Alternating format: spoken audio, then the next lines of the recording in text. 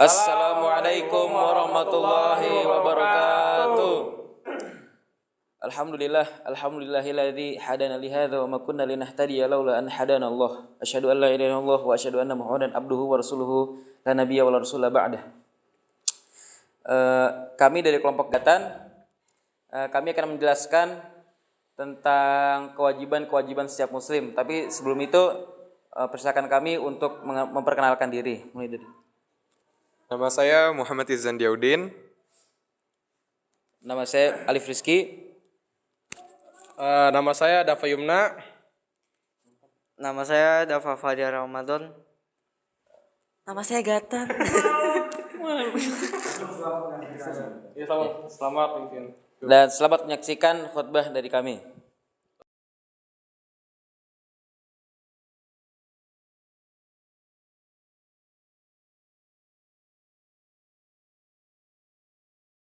Assalamualaikum warahmatullahi wabarakatuh. Innal hamdalillah nahmaduhu wa nasta'inuhu wa nastaghfiruh wa na'udzubillahi min shururi anfusina wa min sayyiati a'malina may yahdihillahu fala mudhillalah wa may yudlil fala hadiyalah. Asyhadu an la ilaha illallah wahdahu la syarikalah wa asyhadu anna Muhammadan abduhu wa rasuluh. Amma ba'd. Di sini saya akan menyampaikan khutbah tentang zakat fitrah. Zakat fitrah adalah penyuci bagi orang-orang yang berpuasa dari perbuatan gulu dan hal-hal yang mengundang syahwat. Ia juga merupakan penyempurna puasa dari hal-hal yang menguranginya. Zakat fitrah juga bisa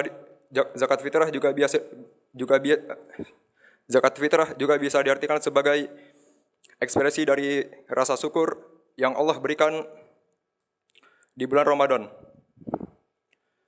penyuci hati dan akhlak. Dengan zakat fitrah, kaum fakir dan duafa jadi terbantu dan turut berbahagia. Sehingga tidak heran zakat fitrah dikatakan sebagai penyelamat agama dan fisik kemanusiaan. Sebagaimana Allah berfirman, wala tusrifu innahu la yuhibbul musrifin. Dan janganlah kamu berlebihan, sesungguhnya Allah tidak menyukai orang-orang yang berlebihan. Quran Surat Al-An'am ayat 141. Dan janganlah kita keluarkan harta yang jelek,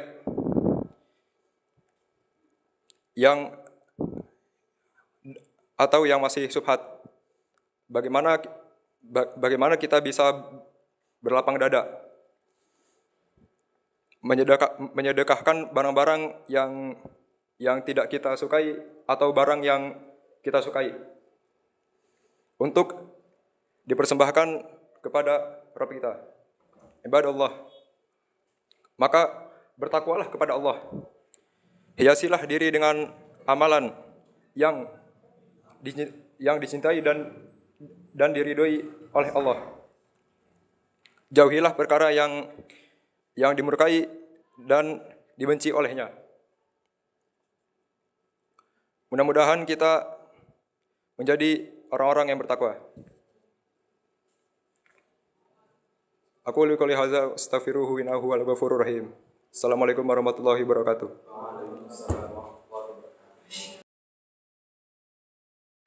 Bismillah. Assalamualaikum warahmatullahi wabarakatuh. Waalaikumsalam warahmatullahi wabarakatuh.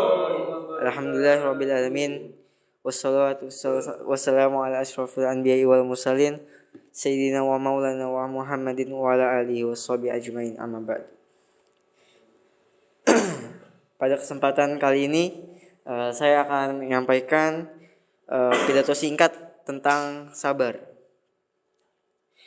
Semoga melalui perantara pidato singkat ini saya akan menjadikan orang-orang lebih sabar lagi dalam berbagai hal. Amin.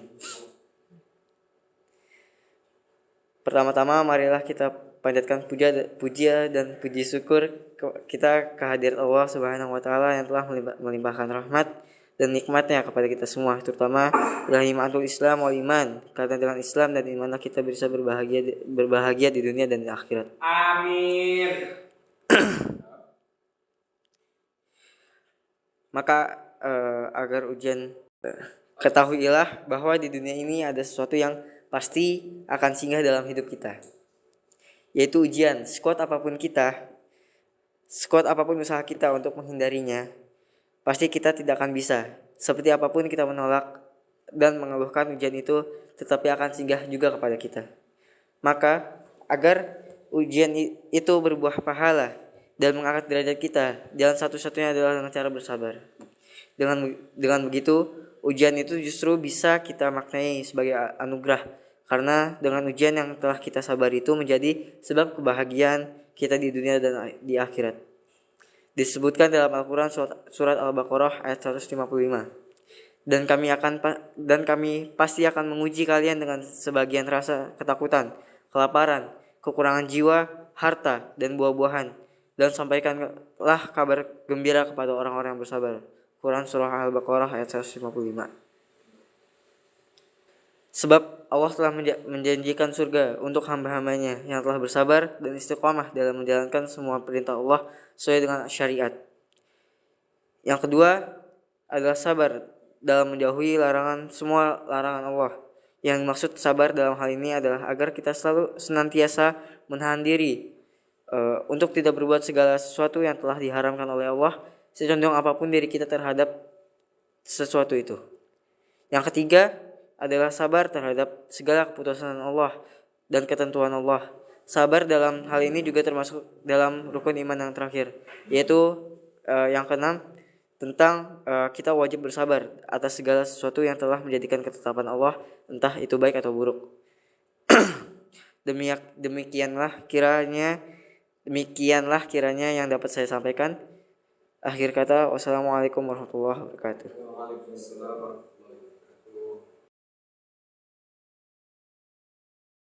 Assalamualaikum warahmatullahi wabarakatuh. Waalaikumsalam warahmatullahi wabarakatuh. Alhamdulillah wassalatu wassalamu ala Rasulillah wa ala alihi wa ashabihi wa man tabi'ahum bi ihsanin illa yaumiddin, amma ba'd. Syukur kehadirat Allah Subhanahu wa taala yang dimana karena nikmatnya kita mesti bisa diberikan kesempatan untuk berkumpul di majelis ilmu ini. Selawat serta salam selalu tercurahkan kepada Rasulullah sallallahu alaihi wasallam beserta keluarganya, sahabatnya, dan orang-orang yang berpegang teguh di atas sunnahnya. Sebagai seorang muslim, tentunya kita mempunyai kewajiban yang harus ditunaikan. Dan di antara banyaknya kewajiban yang harus ditunaikan, salah satunya adalah menjaga aurat. Jika kita lihat di kehidupan sekarang ini, masih banyak pemuda yang meremehkan soal ini. Contoh saja, masih banyak kita melihat perempuan yang keluar tanpa menutup auratnya, tanpa menggunakan jilbab atau bahkan memakai rok mini yang mereka mengumbar-ngumbar auratnya. Begitupun juga laki-laki, mereka keluar dengan celana pendek walaupun hanya keluar di teras rumahnya, itu sama sekali tidak benar. Dan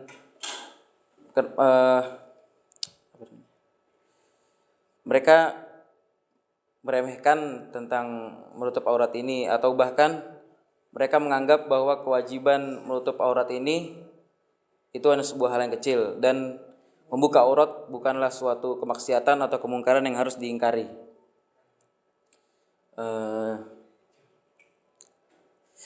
Pertama-tama kita harus mengetahui aurat itu apa. Itu aurat.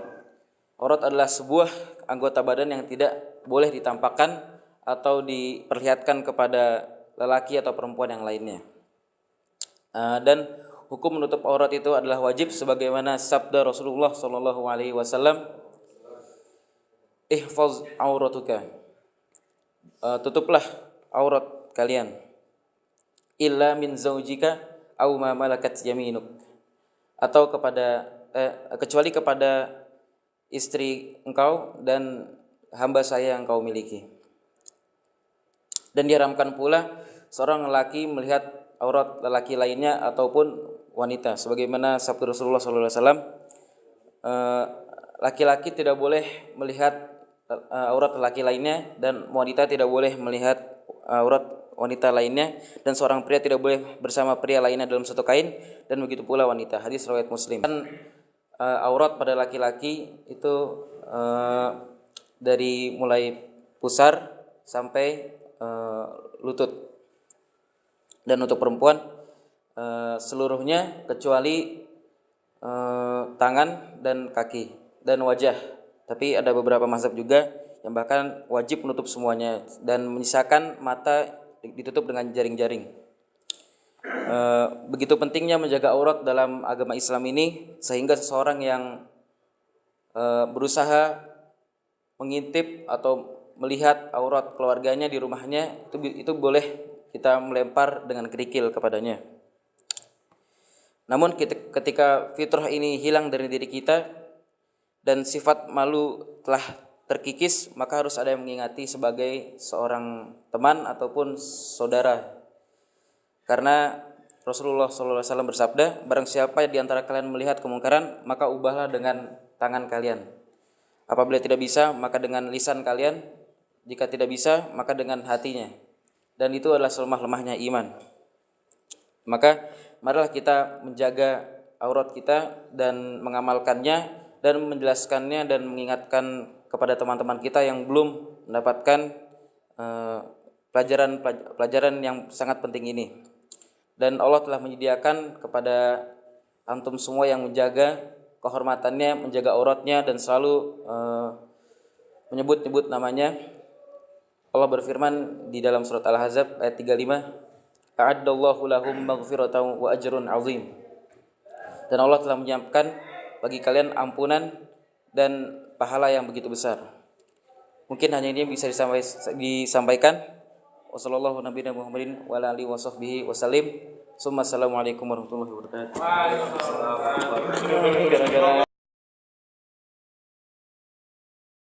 Bismillahirrahmanirrahim. Assalamualaikum warahmatullahi wabarakatuh. Waalaikumsalam warahmatullahi wabarakatuh. Innal hamdalillah nahmaduhu wa nasta'inuhu wa nastaghfiruh wa na'udzu billahi min shururi anfusina wa min sayyiati a'malina. Man yahdihillahu fala mudhillalah wa man yudlil fala hadiyalah. Asyhadu an la ilaha illallah wahdahu la syarikalah wa asyhadu anna Muhammadan 'abduhu wa rasuluh. Amma ba'du. Seorang muslim itu wajib hukumnya untuk bertaubat.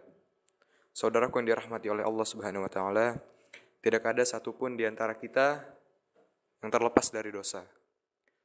Tidak ada satupun di antara kita yang dapat terlepas dari kemaksiatan. Oleh karenanya, hendaklah kita selalu bertaubat kepada Allah dengan mengharap ridhonya, agar kita tidak termasuk ke dalam golongan orang yang zalim. Wa man lam yatub fa ulaika humudz zalimun. Dan barang siapa yang tidak bertaubat, maka merekalah orang-orang yang zalim. Al-Hujurat ayat 11. Kita ini banyak maksiatnya.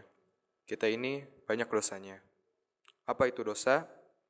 Innal itsma hawazul qulub fama hazza fi qalbi ahadikum syai'un falyada'hu. Sesungguhnya dosa itu membekas di hati. Jika ada sesuatu yang membekas di hati seorang di antara kalian, maka tinggalkanlah. Jika kalian merasa mengamalkan perbuatan yang membuat hati tidak tenang, yang membuat hati gelisah, sehingga perbuatan tersebut tidak ingin diketahui oleh orang lain, ketahuilah, maka itu adalah dosa atau maksiat. Saudaraku yang dirahmati oleh Allah Subhanahu wa taala, bertaubatlah kepada Allah. Sungguh Allah mengampuni segala kesalahan. Qul ya ibadiyalladzina asrafu ala anfusihim la taqnatu mir rahmatillah innallaha yaghfirudz dzunuba jami'a innahu huwal ghafurur rahim. Katakanlah, wahai hamba-hambaku yang melampaui batas terhadap diri mereka sendiri, janganlah kalian berputus asa dari rahmat Allah. Sesungguhnya Allah mengampuni dosa-dosa semuanya.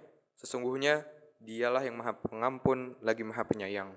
Saudaraku yang dirahmati oleh Allah Subhanahu wa taala, Allah mau mengampuni semua kesalahan,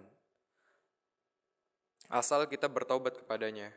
Mari saudara-saudaraku, kita tinggalkan kemaksiatan karena Allah dan kita rasakan manisnya keimanan. Demikian yang dapat saya sampaikan. Assalamualaikum warahmatullahi wabarakatuh.